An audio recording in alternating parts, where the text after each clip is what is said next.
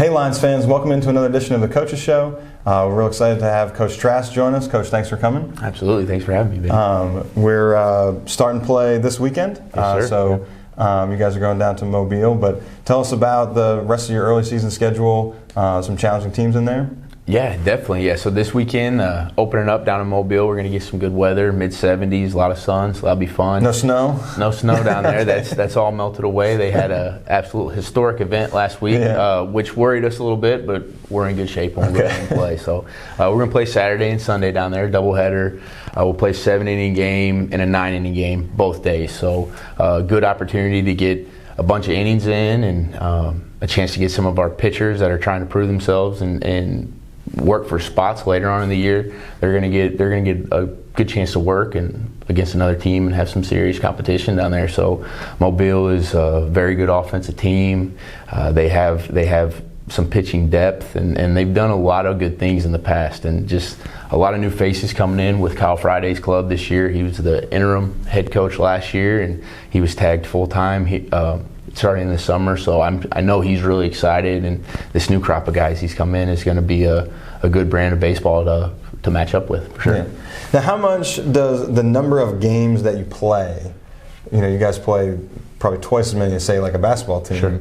Does that give you more freedom to do some of that experimenting you talked about, or does it put your mind at ease as far as what your final record is going to be, to allow yourself to see what your guys can do? Right.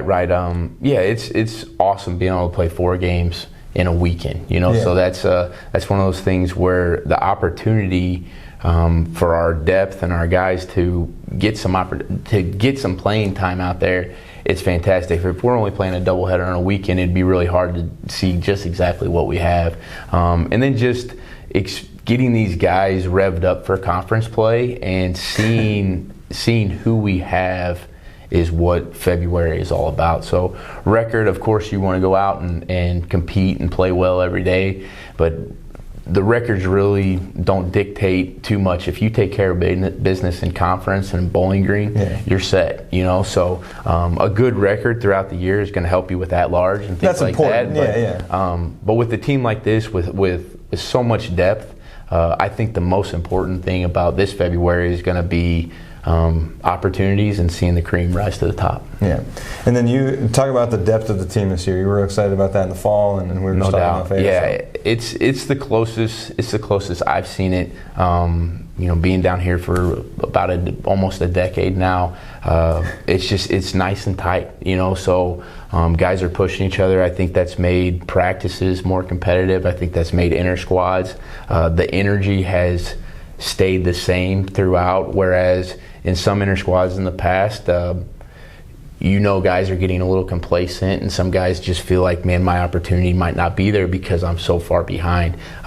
Where this year it's so neck and neck, guys are pushing each other, guys are getting after it, and hopefully that's kind of brewing how we're going to push for the season. Yeah, that's awesome. And then just like other sports, no slouches in conference, right? We've got a really tough conference in baseball, and looking forward to that and how it helps us towards the end of the season national tournament stuff. For sure. With Mobile, Loyola, St. Francis. Loyola and St. Francis were both opening round teams last year. Midwest Clash coming to Henderson is some teams that were in the... Yeah, talk about that a little bit. You said we're hosting a sort of a tournament known nationally a little bit? Yeah, so IU South Bend, and then IU Kokomo will be down here, and Kokomo played really, really well in the conference tournament, and I'm pretty sure they made an opening round. Get them IU Southeast, IU Kokomo, IU South Bend. Sometimes I get confused, but I'm pretty sure Kokomo was a opening round team too last year, and traditionally has been a really tough program. So just getting those caliber teams down here and showing off our facilities and things like that, and being able to host that many games in one weekend is we're just really fortunate to have what we need to do to be able to accomplish that. And so how many games are we hosting, and when is this? So everybody can know. So that's going to be the third weekend in February. Okay. So we'll go. I might have skipped. I'm confused now. I'd have to go back and look. St. Francis is on the Valentine's Day weekend, and then the following weekend will be the Clash. So and there's going to be games we play in, games just between the other teams, Friday, Saturday, and Sunday? Mm-hmm. So we'll play a doubleheader Friday, and then we'll let the other teams play on Saturday, so IU South Bend can get out of here Saturday, and then on Sunday we'll play a Kokomo, and then we'll play Uno, and so we're trying to get their schedules to where they can get back on the road. They have a long trip back up north, and just trying to make it work for them and work for us. So we'll take Saturday off that weekend, just be around the field watching some good baseball. But Friday and Sunday will be our times to play. Okay. Well, awesome. We'll put that out on social media stuff. That'll be fun. That'll be a fun weekend. Let everybody know. So, all right. I wanted to do a little rapid fire here at the end. So just a couple of quick questions. What's your favorite type of music? Favorite type of music? Oh, I bounce around. My Amazon music list is all over the place, from country to hip hop to some electronic remixes and stuff like that. And really, a lot of times my girls are in the truck with me now, so I let them listen. It gets hard to find some. We have some fun with some music choice. I show them some of the old stuff, and they want to do some of the new stuff. So, okay, what's your favorite vacation you've ever been on? Favorite vacation?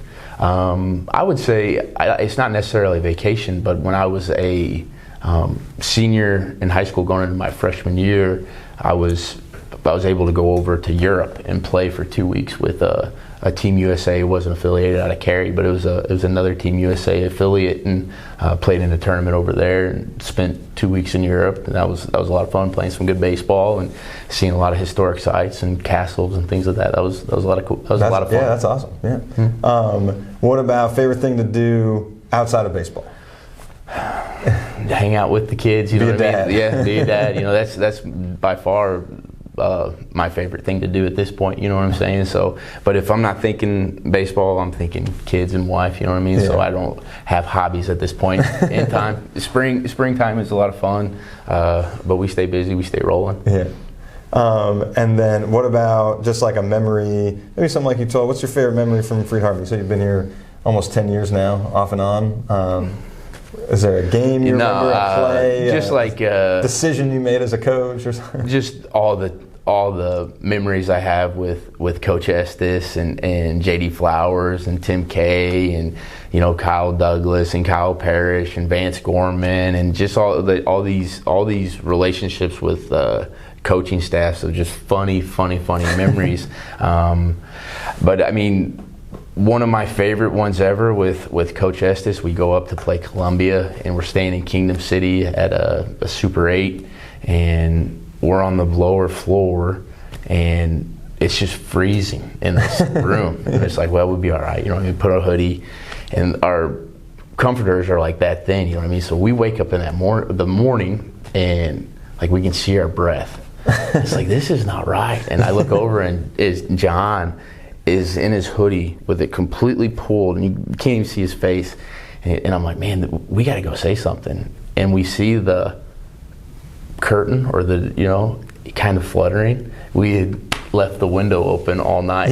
So I mean, it was just your room. It was just our room, and it was probably 25 degrees in Columbia or Kingdom City, Missouri at that time. So just stuff like that. And JD Flowers, just so many good memories out on the field with him working and cutting up and everything, and just a lot of relationship stuff with the guys I've met here, and just the camaraderie and fun I've had is probably my favorite memories for sure. Okay. All right. Well, that was great. Thanks for sharing. Absolutely. Sorry, Coach. We'll cut to his little outro right now. There you go. Do an outro, Coach, with that hoodie pulled up like that, so people can get the idea. All right. Well, we really appreciate you again. Thanks, Coach, for doing this. Definitely. Make sure you guys check out the website, follow us social media.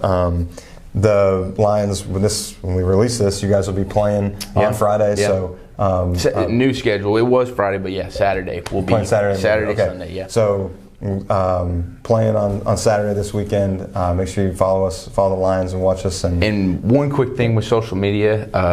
Eli Kirkendall, he's a nursing major here, and he has done just a fantastic job with FHU_BSB and our Twitter and everything, and just the pictures and the videos he's putting together, and Evan Koob before him, and the things they have done for social media and the things you guys have done for social media, and just getting some exposure for us is fantastic. And just really, really appreciate the work and the quality that you guys put together, and just a great collaboration. And go follow and watch and enjoy, because these guys put a lot of work in for it. Yeah, well, we appreciate that. Thank you. So follow the Lions, follow us on social media, and that'll do it for this edition of the Coaches Show.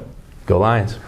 We want to thank you for watching Inside the Pride. If you enjoyed this episode, make sure you give it a thumbs up and subscribe to the Lion Digital Network channel on YouTube. We also want to encourage you to go to @FHU Lions and make sure that you follow us on every social media platform. And finally, if you're interested in supporting us through Lionbackers or Director Circle, there's an informational video, and there's also a link in the description below. We'd invite you to go check that out. Thanks for tuning in today. Go Lions.